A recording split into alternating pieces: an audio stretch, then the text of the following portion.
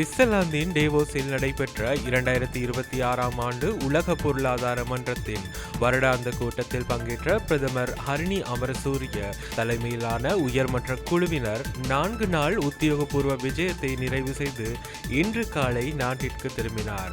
ஜனவரி 19 முதல் 22 வரை நடைபெற்ற இந்த சர்வதேச உச்ச மாநாட்டின் போது பிரதமர் பல உலக தலைவர்கள், சர்வதேச நிதி நிறுவனங்களின் தலைவர்கள் மற்றும் முன்னணி வணிக தலைவர்களுடன் சந்தித்து இலங்கையின் பொருளாதார மீட்பு மற்றும் எதிர்கால வளர்ச்சி பாதையை வழிப்படுத்துவது குறித்து விரிவான கலந்துரையாடல்களை மேற்கொண்டார்.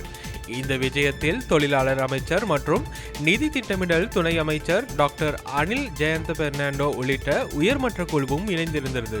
இந்த பயணத்தின் முக்கிய அம்சமாக சர்வதேச நாணய நிதியத்தின் நிர்வாக இயக்குனர் கிறிஸ்டலினா ஜோர்ஜிவா மற்றும் ஆசிய வளர்ச்சி வங்கியின் தலைவர் மாசடோ காண்டா ஆகியோருடன் இருதரப்பு கலந்துரையாடல்கள் இடம்பெற்றன. இச்சந்திப்புகளில் இலங்கையின் நிதி ஸ்திரத்தன்மையை உறுதி செய்வதற்கான தொடர்ந்த ஆதரவு குறித்து கவனம் செலுத்தப்பட்டது.